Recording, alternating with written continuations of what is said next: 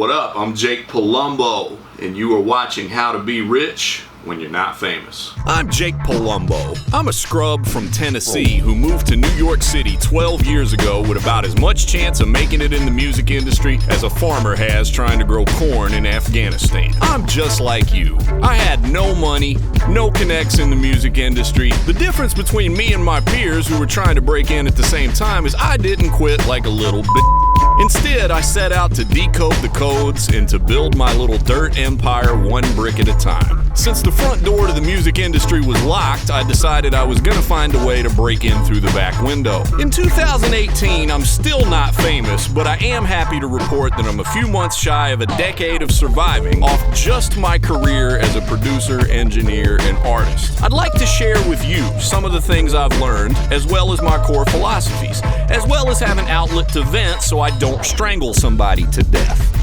I'm Jake Palumbo, and this is How to Be Rich When You're Not Famous. We're back. Bear with me over these next couple weeks as I learn, lighting and camera tricks. I'm figuring this all out as I go. So we're going to get into two main topics today. One of which is going to be why I feel it's important to pay people for the work that you do, and I don't mean that coming from a freelancer's perspective of you need to pay me for my services. No, I'm talking about how as a business owner, an artist, as somebody who's trying to get things done, why it's better for me to just pay people than to try to get it on a favor or to try to cut corners. And we're also going to talk about why you, the artist, you, the customer, you, the person who's investing bread into trying to make something happen, why the deposit is actually beneficial for you too, and not just for the freelancer who's getting the money. All right, let's get into it. Law number 40 in the 48 Laws of Power, which is a book I don't live and die by, but I do find has some valuable information. It says, despise the free lunch. By paying your own way, you steer clear of manipulative gratitude, guilt, and deceit. If you're a person that needs something done, and we're going to use this in the context of you're an artist and you need studio time, you need a beat, you need graphic design for your album cover or mixtape cover, you need a music video shot, you need a press kit, anything that artists need that you might not be skilled in doing, you're going to have to get it from somebody else. Now, when you have to get it from somebody else, you have two options, and only two options, and that is hire a professional or talk to somebody you know who knows how to do it in some capacity and try to work out a barter or favor. And to this day, I still use the barter system to some degree. I have features on my albums that, I didn't pay cash to the artist who did the verse, but, I mixed and mastered some of their songs, or I gave them some hours in the studio, or we worked out an agreement that worked for both of us. But in the interest of keeping it a stack, like I've had barter deals that have went exceptionally well, and I've had barter deals that have been a nightmare because, I didn't like the work I got back, or it took forever, or it was a rush job that was done in no time just to pacify me and say, hey, I did it, my end of the bargain is held up.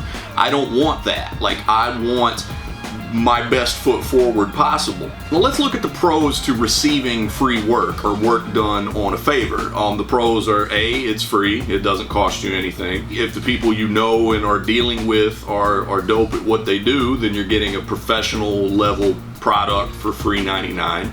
Let's look at the cons of being on the receiving end of free work. A, if the work is not up to par, if it's not that dope, if it's a rush job, if the work is done late, if the work is constantly pushed behind to make room for other jobs that are paying this freelancer with cash, then you don't have a leg to stand on in order to complain about your project not being prioritized. If I'm visibly dissatisfied with you, then I'm the one who looks like a jerk if I'm not paying you. So in order to buy myself insurance that I'm going to be happy with the end product, I'd rather just pay people. In a future video, we will get into why I've kind of given up on interns and why I would just rather pay somebody whatever little change I can pay them, to even do menial tasks. Like I need an assistant on a video shoot, for 3 hours. I would rather pay you $40 so that I can then expect you to show up, to be on time, to do whatever I asked you to do. Okay, so let's talk about this from the other side now. I've talked in the past about how, a great majority of the work that I do, I require a deposit up front, as do a lot of professionals. In the interest of full transparency, I do have an inner circle of artists that I do business with who I do not ask for a deposit up front. And that's only because these people in particular, which I can count on two hands, these people have years and years and years of establishing consistency, of always honoring their word, of always showing up when they say they're going to show up, of me never having to chase them down for money. People who, the only reason that they're going to miss an appointment with me or going to not be able to honor our obligations is if a real emergency happened. You're in a car accident, a family member dies, So again, that level of trust is reserved for only a few. Now, I'm going to be speaking about this from a recording engineer's perspective and a studio's perspective because that's what I have the biggest level of experience with. But this same principle applies for any type of freelance work that you contract somebody to do. When you depend on this money that you're going to earn as a freelancer to eat and pay bills, that money is imaginary until it's in your hand. And in order for that money to be in your hand, that requires the client to show up, the client to actually have the money to pay you, and the client to do the right thing and pay you when the work is done. Okay, now, 10 years as a professional recording engineer, I have heard literally every excuse not to pay a person, me in this case, that has ever been done. The problem is that whether those reasons are legit or whether those reasons are bullshit, the outcome is the same. I'm left holding the ball. And whatever amount of money I was expecting to receive today for services rendered in order to turn around and pay my bills and put food in my belly just suddenly went to zero because this person didn't hold up their end of the bargain. Now, in the past, when I was a young engineer and producer, cancellations, no-shows, and people stiffing you on money led me to all types of financial problems. From being behind on bills to literally getting my gas and lights shut off as a grown man. And then my roommates being very angry with me. I didn't have another job. So when people stiffed me on money, I felt it directly in the gut. And I had to use that horrible experience and the feeling of never wanting to feel that way again to change and to retrain my clients. When I talk to other engineers and I ask them, well, why don't you demand a deposit? Their number one reason for not asking for a deposit is, well, when you ask for a deposit, the client groans about it. They're like, oh, why I gotta do that? Can't I just pull up? Yeah. I'm like, okay, tell me which is worse.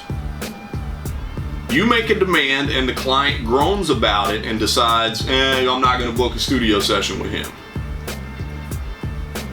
Or the client telling you that, I need 8 hours on Saturday. And you're like, man, that'll make me $400 and that's gonna pay this bill and this bill and this bill, and you're spending the money in your mind already, and you know that if you could just make it to Saturday, you're gonna get your bread, and then they don't show up.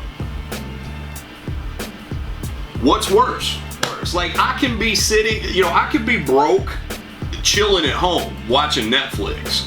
I want to cut out the whole disappointment level of that entire equation. So over time, I can't say I did anything special. I didn't. I just suddenly decided I'm gonna stand my ground. If people want to book time with me, unless they are in that elite circle of trust, I'm going to ask for a deposit. And guess what? A lot of people groaned about it. Some people were like, I'll hit you if anything. Other people were like, man, you know what I mean? Other people who needed the work done and knew I was the guy to do the work eventually came around. If your work's not of value, then people are going to move on to the next person that they can scam. But if your work is of value, they're gonna come around, because it's like, do you want it done or not? And I even had clients who would venture out to other studios where they didn't ask for a deposit and they didn't like the work that they got. So guess what? Eventually they come back around and say, yo, Jake, what do you got open on Friday, man? Yo, here's the card. Or you got PayPal? What's up, guys? If you've got a question that you would like answered in a future episode for our mail call segments, you can email jakepalumbo@gmail.com. The last thing I want to say is that for all the clients out there who might be groaning about having to pay a deposit to somebody, for all those reasons I just said about why I like to pay people, because I then have the right to expect them to do what I asked and to be able to yell at them if they don't, when you pay the deposit, you are buying that right for yourself. Because if you call me up and say, hey man, I need a 5-hour mixing session on Saturday, take down my card information, or I just sent the PayPal, then guess what? You're in my calendar. I'm gonna be at the studio. I'm gonna be on time. I'm gonna be there ready to work and not drunk, or I'm gonna be there ready to do the work, because you have established to me that you're serious about getting it done. And if I want to get the other half of the bag, that means I have to show up and do the studio session. And I also know that if a person is willing to put down a deposit, they're probably going to show up to the studio session. Like, nobody who has ever paid me a deposit has no-showed. No one. Because guess what? If you ain't put nothing down, you can wake up in the morning and find every reason in the world. My throat hurts, my girl tripping, whatever reason you can find to not feel like going to the studio today, you can find it. But if you put that money down ahead of time and you felt that hit out of pocket, guess what? You're gonna be here, and you're gonna be here on time, and you're gonna have your stuff ready, and you're gonna be ready to work. And you have also bought the right to then expect me to do the same. I'll give you the most recent example, before I get out of here. And Billy, I hope you don't mind me using you as an example, but I just put an album out with Rusty Jukes called Jake and the Jukes Man. And I needed artwork done for it. And I knew that the artwork needed to be something special, and getting something off Google Images and photoshopping it was not gonna cut it for this one around. So I reached out to a guy named Billy Bonks, who'd done some artwork for some other people I respected, and who I had a little bit of a rapport with online, but didn't really know him like that, outside of commenting on each other's Facebook from time to time. And I didn't say, yo Billy, you've worked with Rusty, yo, what can you do for me, yo, you know what I'm saying? I didn't waste his time like that, because I needed this done. I needed it done right, and I didn't have time. We were on a deadline, so I didn't have time to do it twice. So I did two things. I said, here's what I need done, what would you charge me for it? And he told me the price. It was satisfactory to me, and I said, okay, I'm gonna hit you with a deposit tomorrow or Tuesday or whenever it was. And I did. Here's the thing, when I pay the deposit, that is the nicest, most pleasant, warm, and welcoming way you could possibly say, now get the fuck to work, that you could ever come up with. Because I just said, yo, here's half the bread, let's do it. I know you need the other half of this bread because you got bills just like me, and I know you're dope at what you do. And just like me, I am the same way. I need to chase a carrot to some degree.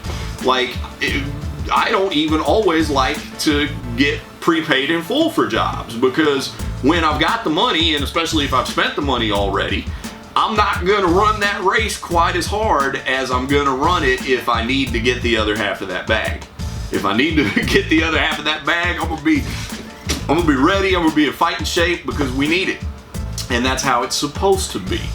Okay, so when somebody asks for a deposit, whether it's for a studio, whether it's for production, whether it's for artwork, whether it's for whatever, don't think about it as, oh, yo, this, they're trying to get me to come out of pocket, they trying to get me for my money. No, think of it as, I'm buying insurance on my satisfaction.